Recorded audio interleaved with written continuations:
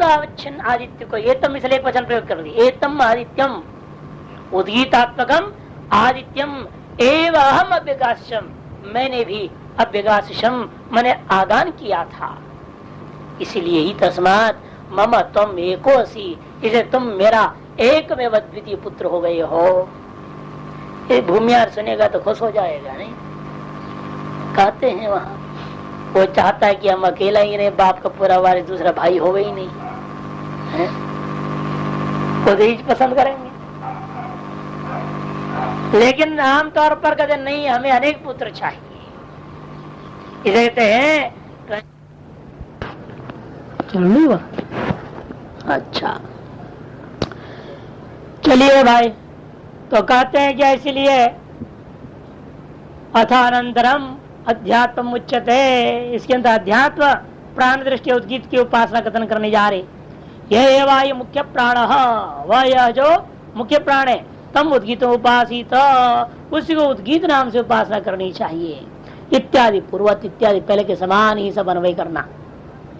तथा ओम ये प्राणोपि स्वर्णेति, क्यों? क्योंकि ओम ऐसा उच्चारण करते हुए ही यह प्राण भी शरीर के अंदर आपके द्वारा किए गए सकल क्रियाकलापों को अनुमति देते हुए अनुज्ञाम कुर्वन् इव, है ना, अनुज्ञाम कुर्वन् इव, क्योंकि आप गलत सलत करोगे उससे भी अनुज्ञा थोड़े कर देगा वो, इसे अनुज्ञाम कुर्वन् इव कहती है। मान लेकिन वो चाहता नहीं, फिर आप करोगे गलत तो करो, क्या करेगा वो? इसे अनुमति देने के समान ओम ऐसा कहते हुए निरंतर यह प्राण भी आपके शरीर के अंदर संचरण करता है। वाघादि प्रवृत्त्यर्थम व्यतीत्यर्थ, वाघादियों को प्रवृत्त कराने के लिए ये भी निरंतर चल रहा है। जैसे संसार भर के सकल जीवों को स्वकर्म की ओर अभिप्रेत जो है ना प्रेरित करने के लिए ही यह सूर्य उगता हुआ चल रहा है, उसी प्रकार से प्राण भी इन सकल इंद्रियादियों के द्वारा होने वाले सकल प्रवृत्तियों के प्रति प्रेरित करता हुआ यह प्राण भी शरीर के अंदर संचार कर रहा है, ऐसा समझना चाहिए। नहीं मरण काले मूर्छः समीपस्था प्राण से ओंकरण शृण्वन्ति, क्योंकि मरण काल में नहीं लेना इस चीज को, क्योंकि जो मरता हुआ व्यक्ति है ना उस समीपस्था प्राण से ओंकरण न शृण्वन्ति, मरण काल में भी मूर्छु के उस मरण काल में उसके नजदीक में खड़े हुए लोगों को प्राण के द्वारा ओम आवाज करता हुआ कभी सुनाई नहीं देता। आप उसके छाती पे भी कान लगा करके बैठ जाओ तो भी सुनाई नहीं देगा, गुर्र गुर्र सुनाई देगा ज्यादा, है कि नहीं? उस समय जब निकलने लगता है प्राण, घरघराहट होता है अंदर में, जैसे कफ से भरा हुआ आदमी को नहीं होता गुरगुर होता है, वैसे होने लगता है आवाज उस समय। वो आपके कान को सुनाई देगा, लेकिन प्रणव तो कभी नहीं सुनाई दे सकता। इसीलिए यहाँ पे समझना पड़ेगा अनुज्ञाम कुर्वन् इव इत्यादि भाष्यकार जो कहे उसमें हेतु दिया।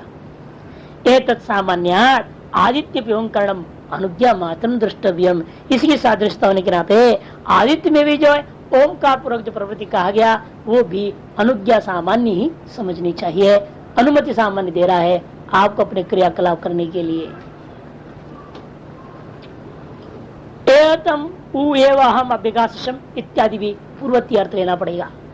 अतो वागादिन मुख्यम च प्राणम भेद गुण विशिष्टम उद्गीतम पश्यन् भूमानम मनसा विगायतात्, पूर्वत आवर्तय इत्यर्थ, पर्यावर्तय यही अर्थ करना पड़ेगा। यहाँ पर भी वागादियों को मुख्य प्राण के साथ भेद रूपी गुण विशिष्ट करके ही उद्गीत ओमकार की उपासना करनी चाहिए। मन के द्वारा बारंबार पर्यावर्तन अर्थाभ्यास करनी चाहिए, चिंतन मनन ध्यान करना चाहिए। बहवो वै मे मम पुत्रा भविष्यन्ति इत्येवम् अभिप्राय सन्नित्यर्थ, मेरे को बहुत सारे पुत्र हुए, यही अभिप्राय से ऐसा करना चाहिए। सरकार तो इस पर तुरंत ही लगा देगा, कानून बना देगा, ये उपासना करना हमारे देश में प्रतिबंधित है नहीं, क्योंकि यहाँ तो ऐसी जनसंख्या से परेशान है या नहीं? ये उपासना करने वाले को पकड़ के जेल में डाल दिया जाएगा,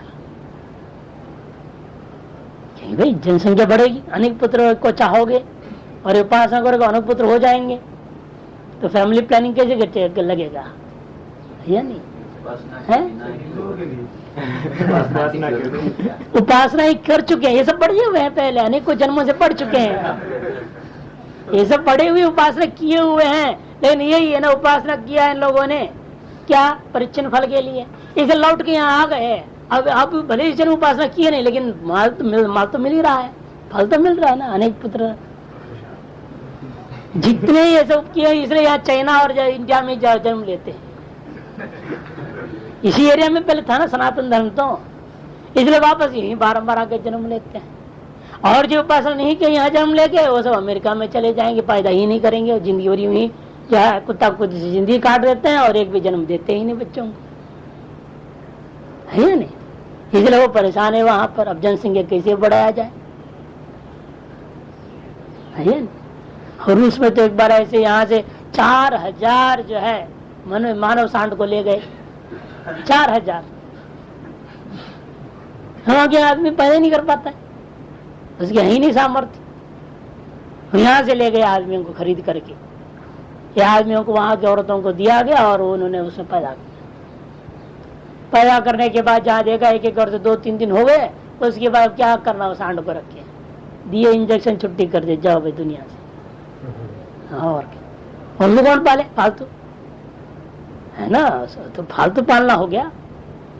वहां तो पहले जब रूस में ऐसा था, एक रोटी भी फालतू नहीं मिलता, राशन था हर चीज की, तनख्वाह तो मिलता नहीं था, कोई तनख्वाह सिस्टम नहीं थी ना पहले, सबको राशन कार्ड मिल जाएगा, आप जाइए अपने टाइम पे अपना भोजन लीजिए, अपने हर जगह फिक्स है वो सारी चीजें, आप कार्ड दिखाओ तो मिल जाएगा, कपड़ा मिलेगा, हर चीज मिलेगा, साबुन तेल जो भी है, हर चीज कोटा फिक्स है, उतनी मिलेगी। किसी को ना तनख्वाह ना कुछ है, ना कोई दुकान में पैसा भी देना नहीं, कुछ भी नहीं देना, कार्ड दिखा जा रहा, चीज मिल गई, बस चलो।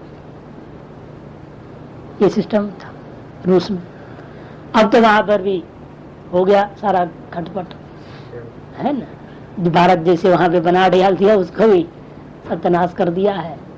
वहां भी गरीबी और भी सब हो रहा है, वहां भी तनख्वाह सिस्टम हो गया, तो सारा होगा ऊंचा नीचे सब कुछ बिगड़ेगा। ये संसार ऐसे ही चलता है। तो बहुत संतान प्राप्ति के लिए उपासना बताया गया, उसी संहार कर रहे। देखिए, अथ खलु य उद्गीत स प्रणव या प्रणव स उद्गीत हो तृष्णा दैवापि दुर्गीतम अनुसमाहरति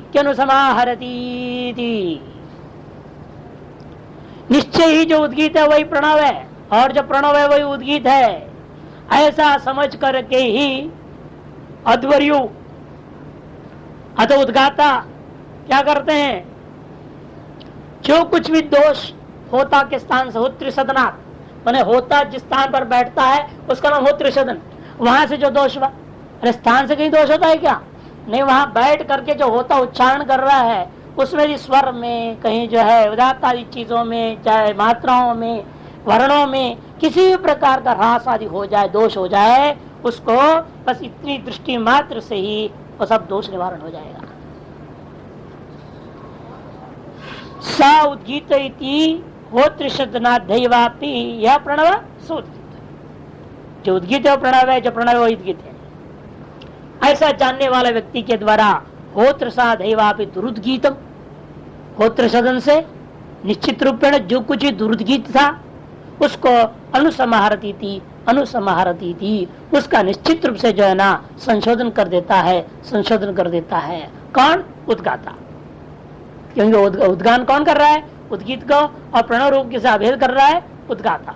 इसलिए उद्गाता जब उस होता के अंदर किए जाने सकल दोषों के प्रति भावना करता है, दृष्टि डालता है, तो अपने चिंतन करता है उसके बारे में, इसने ये चीज गलत कहा है, लेकिन जब प्रणव का ध्यान करने के सामर्थ्य के कारण से वो दोष अपने आप निवारण हो जाता है। ये भी एक अतिरिक्त फल बता दिया गया। अथ खलु यद्गीत इत्यादि प्रणवोद्गीत एकत्व दर्शन मुक्तम तस्य फल मुच्यते। जो प्रणव और उद्गीत का एकत्व कथन किया था उसका तो कोई फल बताया नहीं। प्रणव और उद्गीत के एकत्व कथन किया, और तारस एकत्व वाला प्रणव को आपने प्राण भेदगत भेद दृष्टिया और रश्मिगत भेद दृष्टिया उपासना, तो भेद दृष्टि उपासना का फल तो बता दिया, अनेक पुत्र। लेकिन भेद दृष्टि से आप किसी उपासना किए थे? उद्गीत प्राणाभेद वस्तुता प्रणव का, उद्गीत और प्रणव जो अभिन्न है उसका अपने उपासना किया था ना, उद्गीत अवय ओम का नहीं। उद्गीत और प्रणव को अभेद कर लिया, तारस अभिन्न उद्गीत अभिन्न प्रणव में आपने एतादृश भेद दृष्टिया प्राण एतादृश भेद दृष्टिया आदित्य का उपासना किया है। लेकिन वो जो अभेद रूप अंग है, और इस उपासना में क्या है? अभेद अंग है और भेद आपका भेद दृष्टि गुण हो गया। ये उपासना का मुख्य अंग प्रधान है। इस उपासना में ओम की उपासना कर रहे हो, उस ओम को उद्गीत के साथ जो अभेद किया एक अंग है। इसलिए उद्गीता भिन्न प्रणव में आप दृष्टि क्या करने जा रहे हैं? रश्मि भेद दृष्टिया या प्राण भेद दृष्टिया प्राण और आदित्य का उपासना करने जा रहे हैं, या नहीं? इसलिए उद्गीता भिन्न जो प्रणव किया था वो आपके उपास्य स्वरूप हुआ। पहले अब तक क्या कर रहे थे? उद्गीता अवय वो ओम में उपासना कर रहे हैं और अब उद्गीता भिन्न ओम में उपासना कर रहे हैं। दोनों में अंतर है। इसे उद्गीता भिन्न प्रणव ये उपास्य स्वरूप को पहले गौण दृष्टि कथन की गई थी, वो अंगभूत हो गया, उस उपासना का एक अंग है, उपास्य का स्वरूप निर्णय कर दिया। आदर्श उपास्य में ये तो गुण विशिष्ट अमुक वस्तु का दृष्टि आप कर रहे हो। प्राण भेद आत्म गुण विशिष्ट प्राण दृष्टिया उपासना हुआ, या रश्मि भेद रूपी गुण विशिष्ट आदि दृष्टिया उपासना हुआ, है नहीं? ये इस उपासना का बता दिया आपने अनेक, लेकिन उस अभेद दृष्टि जो किया आपने उसका फल बताया नहीं था। अति का फल जो है बता रहे हो, अंग फल कहा जाता है इसको।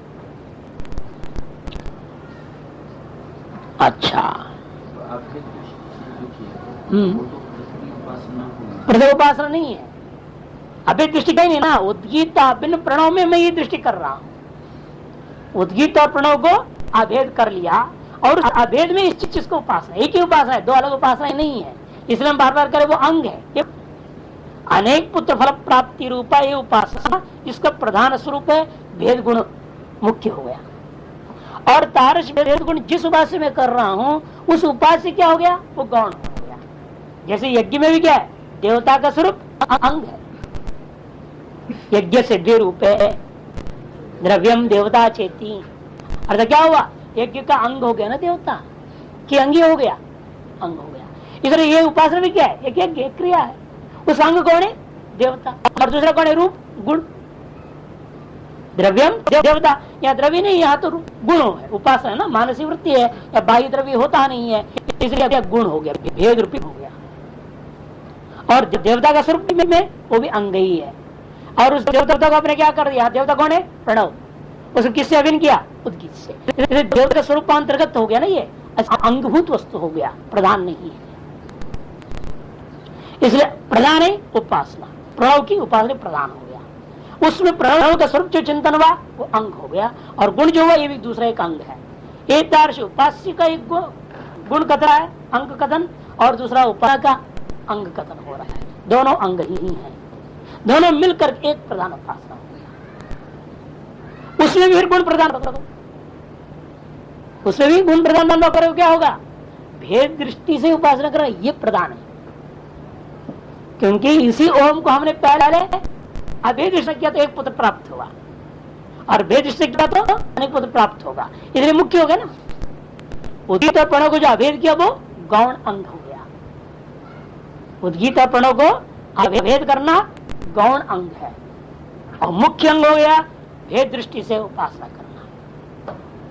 क्योंकि अभेद करने के बावजूद, उद्गीत और प्रणव का अभेद करने के बाद भी यदि अभेद दृष्टि हमने उपासना किया, एकत्ता चिन्ह आदि दृष्टि उपासना, एक ही पुत्र प्राप्त। ये तो पिता कह रहा है ना, मैंने इस उद्गीत अभिन्न प्रणव को एकत्व उपासना किया, अभेद दृष्टिया किया, तो एक ही पुत्र प्राप्त होगा। और उसी उद्गीत अभिन्न प्रणव को तुम भेद दृष्टि उपासना करोगे तो अनेक पुत्र प्राप्त होगा।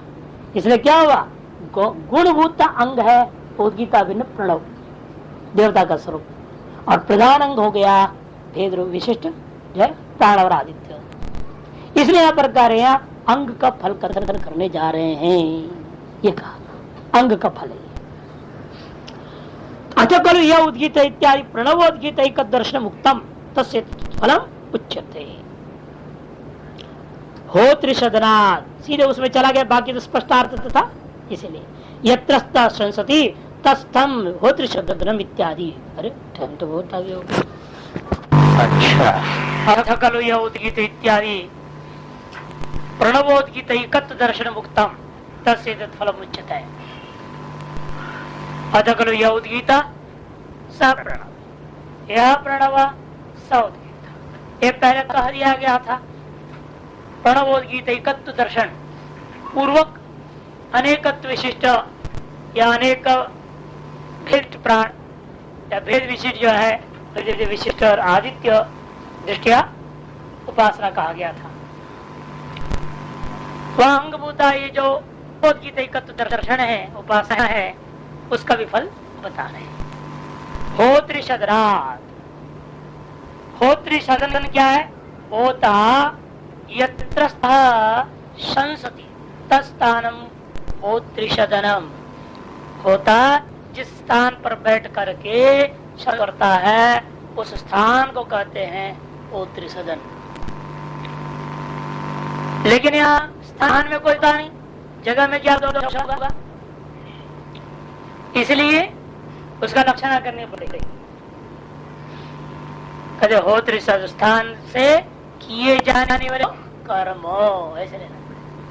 हौत्रात कर्मणा लक्षण या हौत्रात कर्मणा, हौत्र कर्म से सम्यक प्रयुक्त, यदि भी वो भी पूरा कोशिश में रहता है भाई सम्यक प्रकार से मैं करूं। कोई जानबूझकर त्रुटि तो करता नहीं है। कर्मकांड जब करते हैं वैदिक वगैरह वेदों में, या वैदिक कर्म जब भी होता है, चाहे स्मार्त कर्म भी हो, क्या होता है कि व्यक्ति तो पूरा पंडित तो अपना ज्ञान को इस्तेमाल करता है, कहीं भी कोई गलती ना हो, त्रुटि ना हो, समय प्रकार से क्रम से हो, ये उसका प्रयास रहता है। इसलिए कहते सम्यक प्राण नहीं देश मात्र महारतम शक्य। ये लक्षण आपने क्यों कर दिया? कर्म तक स्थान से कर्म की लक्षण कहाँ से कर दिया आपने? उस स्थान से पर बैठ होता के द्वारा किए जाने वाले कर्म वो भी सम्यक प्रयुक्त, यहाँ तक लक्षण आप ले गए।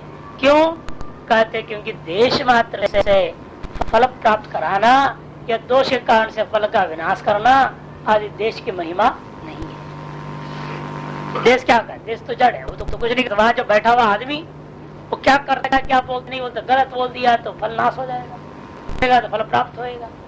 इस व्यक्ति की तरह किए जो कर्म ही फल प्रदान करता है। वह व्यक्ति जिस स्थान पर बैठा है वो आसन से फल नहीं मिलता, इस लक्षण करनी पड़ी। किंतु हैवापि दुरुद्गीतम दुष्टम उद्गीतम उद्गानं कृतम, यदि वहां पर सम्यक प्रयुक्त तो है, फिर भी मान लो किसी कारणवश निपात है ना, यहाँ पर दो निपात है ना, ह एव तद्धैव, तद्धैवापि है बोला है, ह एव, ह और एव दो निपात किया, दोनों मिला करके अवधारण, एवं तो अवधारण कहता ही है, फिर ह जुड़ने से शिशेता अतिशय रूपेण अवधारण है क्या? वो तो इन्होंने पढ़ा है, मूल में तो, मूल में भी है तीन है, हाँ मूल में भी है, अपने अर्थ अलग देंगे। अपि शब्द तो अनंतर भावित या नेतव्य, वो अपी को आगे लेना है, दुर्गीतम अपी, दुर्गीतम अपी के आगे लेना है, इसलिए यहाँ दो अब और एवं, और एवं दो का अर्थ क्या हो गया? अवधारण में अतिशय क्रियापदे न संबरित, इसलिए इसको और एवं छोड़ूंगा अनुसंहारती, ये जो क्रियापद है उसके और एवं दिया जाता है स्पष्ट है। और अपिस्तु निष्ठानंतर भावितया नेतव्या, निष्ठा दुर्गीतम है ना, दुर्गीतम जो है वो निष्ठा प्रत्यांत है, उसका अर्थ लेना।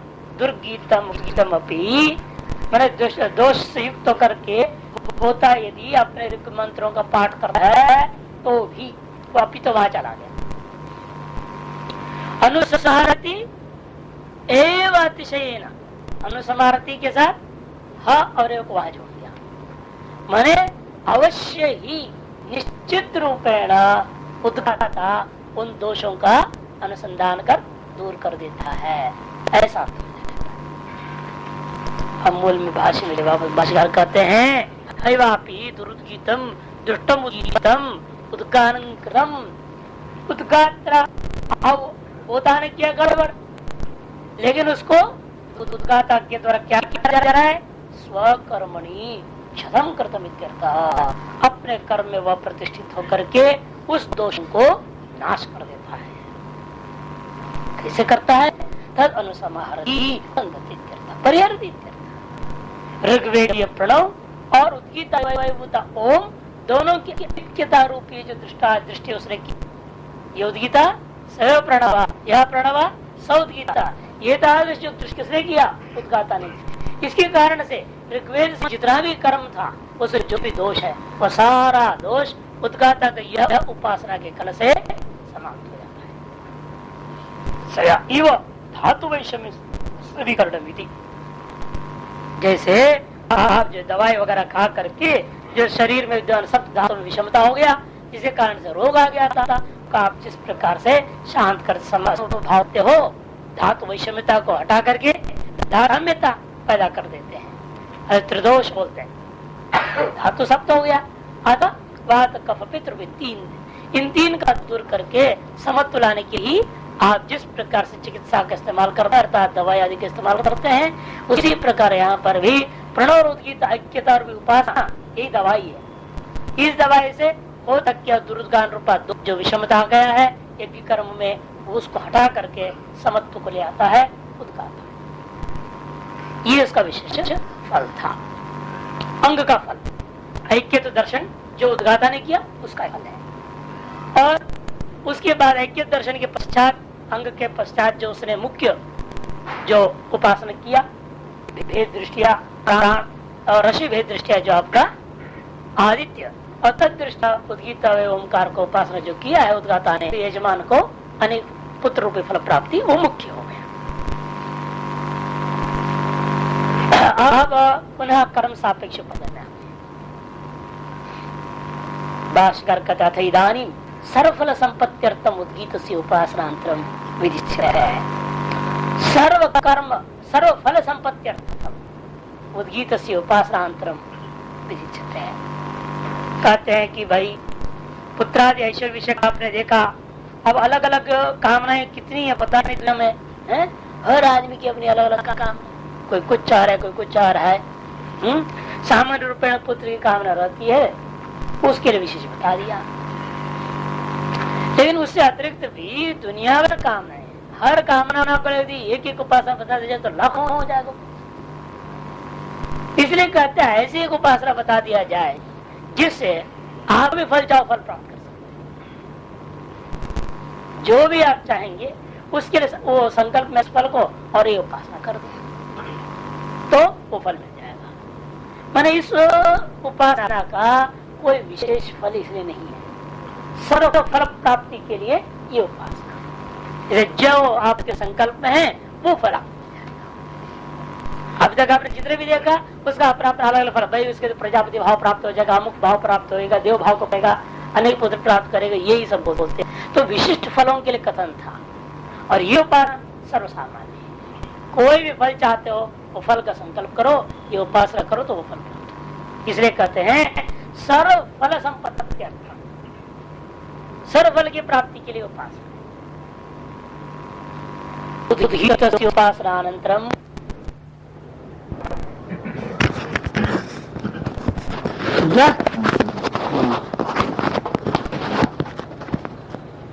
अच्छा,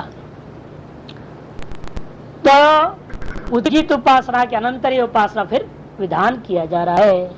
यमे वरिग अग्नि समम तस्याम ऋच्य दुर्गं सम तस्मात् ऋच्य दुर्गं साम गीयत यमे ससा अग्निरमस तत्साम। कद यम ने ये जो पृथ्वी है ना, यह पृथ्वी में ऋग्वेद की दृष्टि, यह ऋग्वेद में पृथ्वी की दृष्टि। कर्म कर्म सापेक्ष है ना, कर्म सापेक्ष जब रहेगा तो कर्म कांड में जब ऋग्वेद के मंत्र पाठ होते हो तो उस मंत्रों में पृथ्वी का दृष्टि कर देना। अग्नि साम, और जो अग्नि है वहां कर्म कांड में, उस अग्नि में सामत्व दृष्टि करना। तदेतस्याम, इसलिए इस पृथ्वी रूपी ऋचा में, यहाँ वहां पर ऋग्वेद रूपी पृथ्वी में अग्नि प्रतिष्ठित है। और लोक में भी आप यही देखोगे, पृथ्वी पर हवा में थोड़ी अग्नि रहेगा। आप जो भी अग्नि पैदा करोगे, जो भी अग्नि संबंधी कार्य करेंगे, वो तो पृथ्वी पर अधिष्ठित होकर के ही होता है। हवा में ही केवल अग्नि हो और वहां पकाने को कहां से होगा?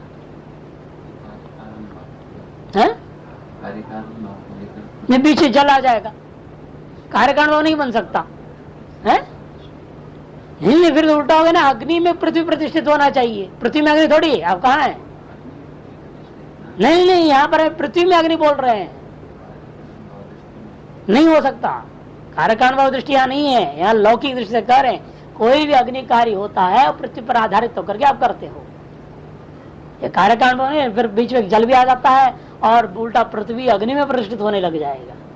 यहाँ वो नहीं है। यहाँ सामने आप देख रहे हैं जमीन है, जमीन के ऊपर आपने अग्नि को लकड़ी रख करके जलाया है, समिधाएं जल रही हैं, तो ये कहाँ हो रहा है? पृथ्वी के ऊपर हो रहा है। इसे जैसे ऋक में, इसीलिए ऋक में भी क्या है? शाम को अध्यारूढ़ होकर के ही गायन किया जाए। जिसे पृथ्वी पर अध्यारूढ़ होकर कर्म कांड करते हो, उसी प्रकार से ऋक में अध्यारूढ़ करके शाम का गान किया जाता है। एतस्याम ऋचि अद्योडम साम, इसलिए कि वह यह जो अग्नि नामक शाम इस पृथ्वी संचक जो ऋक में अधिष्ठित है। अतः इस समय में भी आजकल भी लोग जो है ना, तस्मात इसी कारण से ही ऋचि अद्योडगम सामज्ञ ऋचाओं में ऋग में ही अधिष्ठित होकर के शाम का गान किया जाता है। यमेव सा, और साम का भी सा और दो टुकड़ा कर दिया, नाम का भी। तो यमेव सा, अग्नि ही पृथ्वी ही सा है, और अग्नि क्या है? अमह। स्त्रीलिंग पुल्लिंग से भी पृथ्वी स्त्रीलिंग है, इसे सा, अग्नि पुल्लिंग है, अमह भी पुल्लिंग है, और दो अवय वाला मिला करके एक नाम बन गया साम। अतएव भी ये पृथ्वी और अग्नि एक दूसरे के बिना चल नहीं सकते। और जितने भी आप देखें लकड़ी वगैरह क्या है? पार्थिव है, उसमें अग्नि रहता है। जो भी पार्थिव पदार्थ होगा उसमें निश्चित रूप से अग्नि भी अध्यारूढ़ है। दो पत्थर लेको घिसो तो उससे भी चिंगारी आ जाती है। क्यों आता है? कि उसमें अग्नि है। इसलिए हमेशा ही पृथ्वी में आप देखेंगे अग्नि आरूढ़ होकर व्यवहार होता है। स्थूल दृष्टिया भी है, सूक्ष्म दृष्टिया भी। अतएव दोनों ही मिल करके क्या हो गया?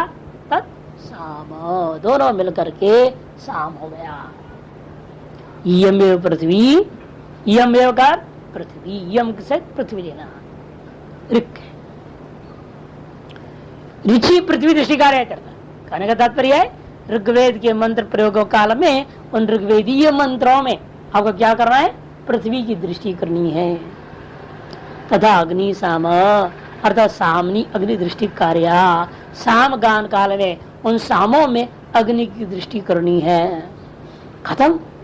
पृथ्वी अग्नि ऋक सामत्व पूछा, भाई पृथ्वी और अग्नि में परस्पर ऋक् और साम तो कहां से आ गया? उच्चते तदेतत् अग्नियाख्यम साम एतस्याम पृथिव्याम ऋच्यद्योडम अधिगतम उपरि भावे स्थितम इत्यर्थ। क्योंकि वह यह है जो अग्नि नामक साम जो है ना, अग्नि नाम वो साम विशेष अग्नि साम नहीं लेना, अग्नि रूपी जो साम वह जो है ना, एतस्याम पृथिव्याम, यह जो पृथ्वी रूपी क्या?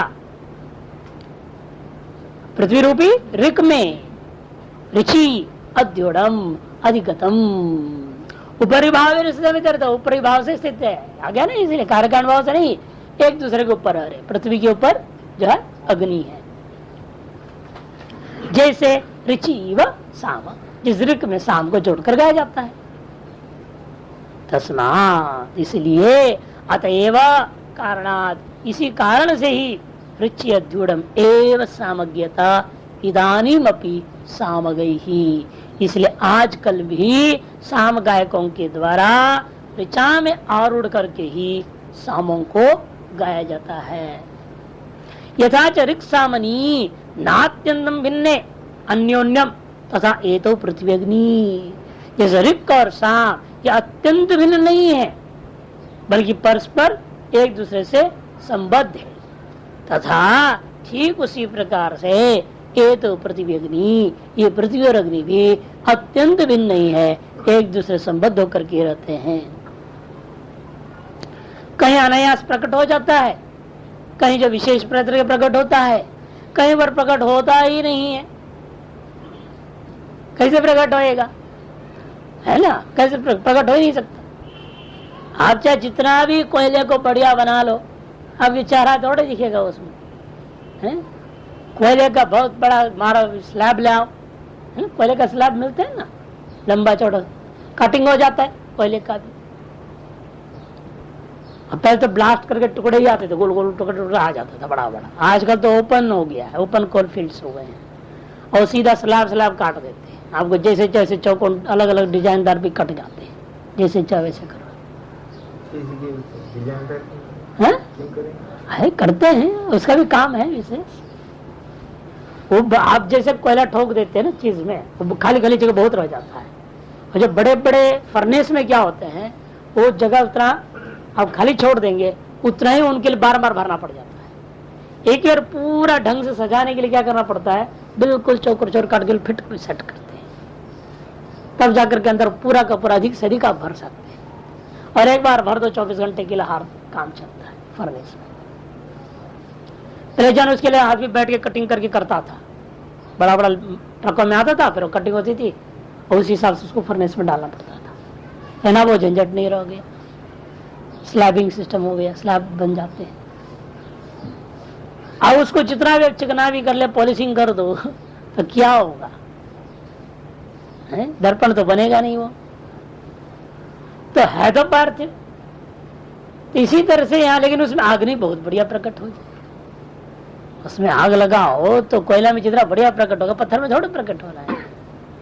इधर से उपाधि की महिमा के अनुसार कहीं पर अभिभूत है, कहीं अत्यंत अनभिभूत है, कहीं पर विशेष प्रयत्न पूर्वक अनभिभूत होकर प्रकट होता है। अतः पृथ्वी में सदा अग्नि है ही, इसमें कोई संशय नहीं। उसको समझाया कथम, यमेव पृथ्वी सा, वह अन्योन्य आसक्त है। कैसे पता चला, क्योंकि यह पृथ्वी ही सा है। साम नामार्ध शब्दवाच्या, साम के नामांतरवर्ती जो अर्ध शब्द है, सा हिस्सा, उस हिस्से के द्वारा ही वह बोध्य हो गया। इतरार्ध शब्दवाच्यो अग्निर अमः, और दूसरा आधा भाग रह गया अमः, उसके द्वारा शब्दवाच्य क्या है, अग्नि है, अमः है। तदेतत् पृथ्वी अग्नि द्वयम, इस पृथ्वी और अग्नि दोनों मिलकर के साम इति एक शब्दाभिधेयत्वम आपन्नम साम इति, इस तरह से एक शब्द भाव को दोनों मिलकर के प्राप्त हो गए हैं, साम ये शब्द बन गया। तस्मात् नान्योन्यम भिन्न पृथ्वी अग्नि द्वयम नित्य संश्लिष्टम ऋक् सामनीव, इसलिए पृथ्वी और अग्नि ये दोनों के दोनों अत्यंत एक दूसरे से विलक्षण और भिन्न ऐसा न समझें, किंतु ये दोनों के दोनों नित्य ही संबद्ध है। उसी प्रकार जिस प्रकार ऋक् और साम नित्य संबद्ध होते हैं। तस्माच्च पृथ्वी अग्नि और ऋक् सामत्वमित्यर्थः, इसी कारण से ऋक् में पृथ्वी दृष्टि और अग्नि में साम दृष्टि करने में कोई दोष नहीं है, अत्यंत सादृश्यता दिखाई दे रही है। सामाक्षर पृथ्वी अग्नि दृष्टि विधानार्थम यमेव सा अग्निरमइति केचित्, कुछ लोगों का कहना है कि एक अलग दृष्टि यही है, यमेव सा अग्निरमा, ये भी उपासना के अंतर्गत अंगभूता वस्तु है। ऋक् में पृथ्वी, अग्नि में साम, और साम के नामाक्षर में भी सा में पृथ्वी दृष्टि, अम में अग्नि दृष्टि करना चाहिए, ऐसा ले रहा है केचित्। इन भाष्यकार को ये सम्मत नहीं लग रहा है, बल्कि वो अग्नि और पृथ्वी दृष्टि क्यों किया, ऋषि अद्युड साम में आप पृथ्वी अद्युड अग्नि ऐसे कैसे दृष्टि कर रहे हो, उसमें हेतु सा और अम अन्योन्य संश्लिष्ट है। उसी प्रकार से अग्नि ऋक् और साम भी अन्योन्य संश्लिष्ट था, तथा पृथ्वी और अग्नि भी अन्योन्य संश्लिष्ट है, ये कहना यहाँ अविष्ट था। इसीलिए इनका कहना है कि अब किच भाष्यकार होते हैं, साम में पृथ्वी दृष्टि करना अब में अग्नि दृष्टि करना नामाक्षर में, जैसे नामाक्षर में अपने उपासना की, उसी पर साम इस नामाक्षर उपासना अलग मानना चाहिए, ऐसे कुछ लोगों का कथन है। और भाष्यकार ने उसको हेतु पर कटा दिया है। इसी प्रकार से अंतरिक्षम में वायु साम साम तस्माद्युड़ साम गीयते अंतरिक्षम में सा वायु रवस तत्साम। अब पृथ्वी लोक हो गया, अब अंतरिक्ष लोक दृष्टि। भूलोक में उपासना हो गया, भूलोक में विद्यमान पृथ्वी और अग्नि। अब अंतरिक्ष लोक में क्या है? आपका अंतरिक्ष लोक है और उस लोक में वायु। जैसे पृथ्वी और अग्नि है, ऐसे अंतरिक्ष और वायु है। इसलिए क्या करना? अंतरिक्ष दृष्टि ऋक में करना और वायु की दृष्टि साम में करना है। वह है जो इस प्रकार का एतस्याम रुचि तदेतस्याम, वह यह जो साम है रूपा वायु, एतस्याम मने इस अंतरिक्ष रूपा ऋक में अध्यारूढ़ होकर के ही विद्यमान है। अतएव आज भी ऋचि में अध्यारूढ़ होकर साम का गायन किया जाता है। इसी प्रकार पूर्वोक्त भी, जिसलिए नाम भूता सा और अमा अन्योन्य संश्लिष्ट होकर एक नाम बन गया साम, उसी कारण से उसी प्रकार यहाँ पर भी ऋक अंतरिक्ष और वायु दोनों मिलकर के एक रूपता को प्राप्त कर जाता है, अन्योन्य संश्लिष्ट है। अतएव ऋक में अंतरिक्ष दृष्टि और साम में वायु दृष्टि करना उचित है। द्यौरे वरिक आदित्य साम तदेतस्याम ऋच्येद्युड्गं साम तस्माद् ऋच्येद्युड्गं साम गीयते द्यौरे वसा आदित्यो अमस् तत्साम। इसी प्रकार आप आइए द्युलोक में। द्युलोक में आप देखेंगे द्यु और आदित्य, वहां अतिव और आदित्य रहता है द्युलोक और साम रहता है ऋचा में। अतः ऋक में द्युलोक की दृष्टि कर देना, ऋक में द्युलोक का दृष्टि और साम में आदित्य दृष्टि कर दिया। वह यह जो आदित्य रूपा साम एतस्याम ऋचि, अर्थात जो है यह जो द्युलोकात्मक जो ऋक में साम को जोड़ करके गाया जाता है। तस्माद इसलिए ही आज भी एतस्याम ऋचि अध्युड़म साम गीयते, इन ऋचाओं में आरूढ़ करके सामों को गाया जाता है। और नामाक्षरों के भी जिसलिए सा अम संश्लिष्ट होकर सामे नाम बना, उसी प्रकार आपका जो ऋक मिल करके गायन किया संश्लिष्ट और गायन होता है। अतएव द्यु और आदित्य भी आपस में अन्योन्य अत्यंत संश्लिष्ट है। इसलिए ही द्यु का दृष्टि, द्युलोक का दृष्टि ऋक में और आदित्य का दृष्टि साम में करना चाहिए। भाष्यकार संक्षेप में कह देते हैं, अंतरिक्ष में वृग वायु साम इत्यादि पूर्वत, दूसरा तीसरा इकट्ठे ले लिया, बाकी सब पूर्वत ही समझना है, कोई विशेष नहीं है यहाँ। अच्छा, नक्षत्रों को लेकर के अब चल रहा है उसी द्युलोक में अंतर्गत, या चंद्रलोक की ओर जाए, उससे ऊपर चंद्रलोक लेकर के चंद्रलोक में दो चीजें हैं, नक्षत्राणीय वरिक चंद्रमा साम तदेतस्याम ऋच्येद्युड्गं साम तस्माद् ऋच्येद्युड्गं साम गीयते नक्षत्राण्य वसा चंद्रमा अमस् तत्साम। नक्षत्र ही ऋक है और चंद्रमा साम है। नक्षत्रों में ही चंद्रमा आरूढ़ होकर विद्यमान प्रकाशित होता है, विराजमान होकर विशेष रूपेण विभ्राजित हो जाता है। अतएव कहते नक्षत्राणी एवं चंद्रमा, क्यों इसे नक्षत्रों का राजा कह दिया, और नक्षत्र न रहे तो राजा कहाँ है? इसे प्रजाओं के बिना ऐसा राजा नहीं, नक्षत्रों के बिना चंद्रमा भी नहीं हो सकता। अतः नक्षत्र आधार हो गए चंद्रमा की अपना राजत्व के लिए। नक्षत्र प्रजा जैसे किसी व्यक्ति विशेष के अपने राजत्व के लिए प्रजा ही आधार होता है, उसी प्रकार से यहाँ पर भी जो है चंद्रमा का आधार कौन है? नक्षत्र। यहाँ पर बाह्य दृष्टिया कौन से आधार आदि भाव नहीं लेना है, केवल अपना उसके राजत्व दृष्टिया उसको राजा कहा जा रहा है। जैसे कहते हैं हम लोगों को बहुमत प्राप्त है, आज की भाषा में क्या बोलते हैं? हमें पूर्ण बहुमत प्राप्त है, इसलिए हमारे सरकार को कोई नहीं गिरा सकता, ऐसे बोलते हैं नेता लोग कि प्रजा की बहुमत क्या उनके अपना राजपन बना हुआ है, कहते हमारे सरकार कौन गिराएगा, जनमत हमको प्राप्त है। तो उसी प्रकार यहाँ पर भी नक्षत्र भी प्रजा है, अतएव चंद्रमा के राजा के राजपल विद्यमान है। तारस यहाँ पर अन्योन्य संश्लेषता को स्वीकार करना है। तदेतस्याम रुचि अद्यूढ़ साम, इसलिए वाय तदेतत् साम, इसलिए वाय जो साम रूपा कौन चंद्रमा, एतस्याम रुचि रूपी नक्षत्रों पर अध्यारूढ़ होकर के विद्यमान रहता है। तस्माद इसी कारण से आज भी ऋचाओं में आरूढ़ करके सामों को साम गायक लोग गायन करते हैं। नामाक्षर में जैसे सा और म मिलकर गए साम रूपी संज्ञा अन्योन्य संश्लिष्ट होकर के बन गया, उसी प्रकार से नक्षत्र और चंद्रमा अन्योन्य संश्लिष्ट होने के कारण से इन दोनों का दृष्टि आप ऋक और साम में कर सकते हैं, जो कि लोकों में अत्यंत संश्लिष्ट होकर के प्रयोग किए जाते हैं। अतः नक्षत्रों का दृष्टि ऋग्वेद के मंत्रों में और चंद्रमा की दृष्टि सामों में करनी चाहिए। अभी बताया को जो कामना चाहो फल मिलेगा, सर्व फल प्राप्ति के लिए उपासना ही है। शुरू में बताया था ना, कोई भी फल चाहते हो उसके लिए उपासना, यानी सर्व फल प्राप्ति ऐसा नहीं बोलना है। ये नहीं कि सारे फल मिल जाए इसलिए एक उपासना से काम चलेगा नहीं, करेंगे इसका अपना कोई विशेष फल न होने से आप एक आध फल को लीजिए, उसके लिए संकल्प कीजिए, चाहे श्री काम से, चाहे पुत्र काम से, चाहे महंताई का काम से, आश्रम के काम से, जो भी काम से कर लो, साधु की भाषा में चलेंगे तो नहीं, वही कामना इससे पूर्ति हो जाएगी उपासना। गृहस्थियों के तो बात बहुत कुछ है, अब क्या कहें, उनकी तो कामनाओं का तो ठिकाना ही नहीं है। महात्मा को तो ज्यादा कामना होते नहीं, ज्यादा भाई कुटिया हो जाए, आश्रम हो जाए, नहीं एक गाड़ी हो जाए, ये सोचते हैं ज्यादातर लोग।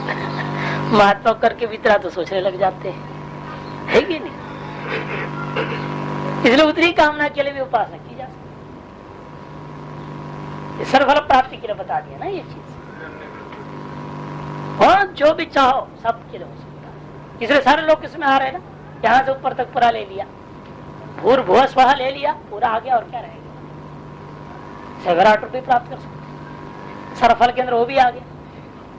हाँ अब इसलिए इसके बाद बोलेंगे, देखो यहाँ अगले मंत्र से उसके अगले मंत्र शुरू हो जाएगा, वो हिरण्यगर्भ के स्वरूप का वर्णन करेंगे। हिरण्य में शुरू हो, हिरण्यकेशः प्रणखाग्र सर्व एव स्वर्ण, हिरण्यगर्भ का वर्णन भी करेंगे। इसलिए कोई भी फल है नहीं, यहाँ तो कर्म सापेक्ष है ना, ये कर्म सापेक्ष मोक्ष का प्रश्न ही उठता है, और मोक्ष को फल रूप मानते नहीं। किसका फल है वो? मोक्ष तो ज्ञान रूप ही है ना, ज्ञान का फल भी नहीं है, ज्ञान का फल भी नहीं हो सकता, ज्ञान रूप ही है वो मोक्ष, वो किसका फल ही नहीं है। विद्या के विद्या को निवृत्त करती है, वो मुख्य उसका फल है। विद्या से मोक्ष फल पैदा होगा ये भी नहीं है। मोक्ष तो फल कोटि के अंतर्गत है ही। फल शब्द कहने से संसार, आप ब्रह्मा के पर्यंत, हिरण्यगर्भ पर्यंत संपूर्ण संसार में फल को लेना। इसलिए पहले आपने देखा उसमें बृहदारण्यक में बारंबार उस प्रजापति ब्रह्म को, हिरण्यगर्भ को संसारित्व सिद्ध करने का प्रयास किया हुआ है। वो भी संसार ही है, भले जीवन मुक्त कोटि में चला जाता है ज्ञान होकर, बात अलग चीज है, लेकिन वह पद भी संसारांतर्वर्ती पद है। शुरू में इसलिए पूरा सब जोड़ दिया गया है, वो सब फल कोटि में आ जाता है। और उसमें जहां कर्म सापेक्ष कह दिया, कर्म का फल है, उपासना फल, वैसे भी मोक्ष तो हो ही नहीं सकता। केवल कर्म करोगे, दक्षिणायन मार्ग से चलोगे, कर्म सापेक्ष उपासना को लेकर उपासना विशिष्ट कर्म करोगे, उत्तरायण मार्ग से ब्रह्मलोक तक जा सकते हो। क्रम मुक्ति का साधन हो सकता है, साक्षात मोक्ष का साधन तो असंभव है। अथ यदेतद् आदित्य शुक्लम्बा सैव ऋक् अथ नीलम्बर कृष्णं तत्साम तदेतस्याम ऋचिद्युडगं साम तस्माद् ऋचिद्युडगं साम गीयते। अथ यदि वैतद् आदित्यस्य शुक्लम्भा सा एव सा अथ नीलं कर्म परः कृष्णं तत् अमस् तत्साम। यहीं तक ले रहा हूं, पूर्वत सब बन जाएगा ना, इसीलिए यदि तो आदित्य से शुक्लम्बा, ये जो सूर्य का शुक्ल प्रकाश आप अनुभव कर रहे हैं, वो उसका दृष्टि किसमें करना है? ऋक में। ऋक ही आदित्य के शुक्ल भाग के सदृश है। अथ ये नीलम पर कृष्णम, और उस आदित्य में जो नील वर्ण अत्यंत श्यामता, परम कृष्णम कह दिया, नीलम कह दिया, फिर पर भी कह करके कृष्णम कह रहे, अत्यंत कालापन जो दिखाई देता है वो साफ है। कहते सूर्य में कालापन, कहते अरे आज का वैज्ञानिक भी बोलता है ब्लैक होल्स, बोलता है कि नहीं?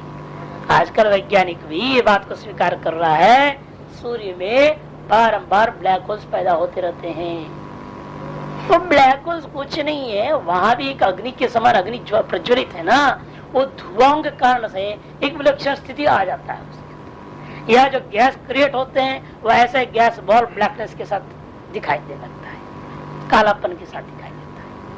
और यहाँ तक वैज्ञानिकों ने सिद्ध कर दिया अभी, जब जब वो काला धब्बा सा वहां पर पैदा हो जाता है तब तब पृथ्वी पर या तो भूकंप होगा या तो ज्वालामुखी फूटता है, ये बताया। या तो ऐसा विशेष आपदा होगा जिसमें हजारों की मौत हो जाती है, माने विनाश ही होता है। जब जब वहां एक विशेष ब्लैक, छोटा सा तो रहते इधर उधर ब्लैक और छोटे छोटे, लेकिन जब वो इन्होंने ना बताई ये विशेष, अभी जब उन्होंने बहुत अध्ययन किया, जब जब ये घटना यहाँ घटना होती है तुरंत वो देखते वहां कितनी लंबी चौड़ी ब्लैक होल है, कहाँ कैसा किस दिशा में कैसा है, सूर्य का जिस दिशा में होकर जहां पर उसकी असर होता है वहीं पर वो घटनाएं घटती।